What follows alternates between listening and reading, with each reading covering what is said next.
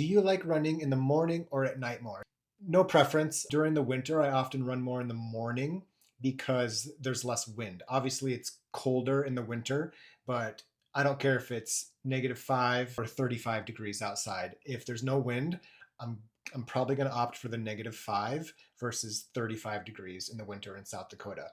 In the summer, I do prefer running in the morning just so I don't have to run when it's 95 degrees. It really just depends on what I'm doing. If it's a longer run or a harder run, I'm almost always in the morning. But if I'm just going out for an easy jog like today, I went in the afternoon as like an afternoon pick me up for my energy. So it really just depends on the day, the type of run, all that good stuff. How do I do slow runs or jogs and still maintain proper running form?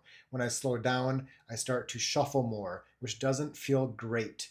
And running form can and should change as your speed changes, as the elevation or the slope of the road changes. That's natural and normal. You would never maintain high foot, like your knees coming up, or long extension with your leg going backwards. You would never do that with a very slow jog versus running at 10K pace. And as for it feeling a little unnatural at a slower speed, if you've not been running at a true, good, proper, easy jog, then yeah, anything different, anything out of the norm is going to feel unnatural. That doesn't mean it's wrong, it just doesn't feel like what you've habitually been doing.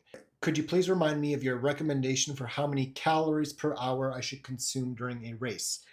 The race, obviously, if it's a 5K, 0 calories per hour. A 10K, probably also zero. Unless you're on that slower end of the 10K, taking a gel, having some chews or some gummies can be great during an hour race. If we're talking a half, in that we'll say 90 to 120 or longer range, 1 to 200 calories per hour. If we're talking a full marathon, my last marathons, I've done 300 to 330 calories per hour. Now, if you haven't trained to do this, because when you go out and do your long runs, you're not just training the body, you're not just training your mind, you're training your gut as well. The better you take in those calories while racing, the better you're going to perform. The better you take in calories during hard workouts, during long runs, the better you're going to recover. And so you're not just training the body, the legs, you're training the gut as well. And taking in 2 to 300 calories per hour during long events is probably the goal for most people, regardless of if you're 140 or 220 pounds. Do you drink electrolytes in the morning? What do you drink? Yes, I drink electrolytes in the morning, and what I do is I take 1/8 teaspoon of salt with a glass of water in the morning. That's it. If I'm doing a hot run later in the day, I will also take more electrolytes before that. What made you go completely vegan instead of just plant-based diet? So this is a thing where sometimes, and I'm not going to say hardcore vegans, but vegans will be like, there's no such thing as a vegan diet. Diet is plant-based, vegan is lifestyle. And I went to school for nutrition. I have a degree in dietetics. And so for me, we my training was like it's a vegan diet. It's a diet without animal consumption. And so I don't differentiate too much, but I do acknowledge there is a difference between not wearing leather or wearing leather but eating a plant-based diet is kind of a thing. And so I'm an ethical vegan, grew up on a dairy farm, and so I choose not to support the use, abuse, mutilation, and slaughter of animals outside of the diet. What are my top tips for maintaining consistency in training? A few things that come to mind are get a coach to tell you what to do and to have some expectations of you. I've hired counselors, tutors, coaches for a number of things over the years, and I always do that which I want to do a little better. And when it comes to specifically running, consistency, two things come to mind: strength work to reduce your injury risk, to make you stronger, and also when something's not feeling quite right, when you're a little sick, when your calf is feeling a little niggly, take a few days off. I'm so quick to just dial it back when something's not feeling quite right that it has been years since I've been forced to take time off due to injury. I'm very proactive with my time off, so I don't have to be reactive with my time off because something's not feeling quite right. Do you purposely eat more calories as a runner or just listen to your hunger signals? So, as somebody that has been obese, I used to weigh 230 pounds. My hunger signals are a little skewed, perhaps, and so I'm pretty intentional with what I eat, and that means I try not to overeat because I will overeat to the point on sweets mostly that I'm ill. Like I don't feel good because I can't because I ate so much. And so for me, I listen to my hunger signals not to eat, but to stop eating. Whereas I intentionally I drink a sip of tea or water before or between bites. I put my fork down. I try to be the last person to dish up and the last person to finish their plate. And I give myself time to my body to tell me, am I satisfied? And that's when I try to stop. I try to stop when I'm satisfied, not when I'm full, because by then it's probably too late. I don't. It's always annoying to think, oh, I wish I would have taken 4 fewer bites. What horrible practices do small dairy farms share with factory farming?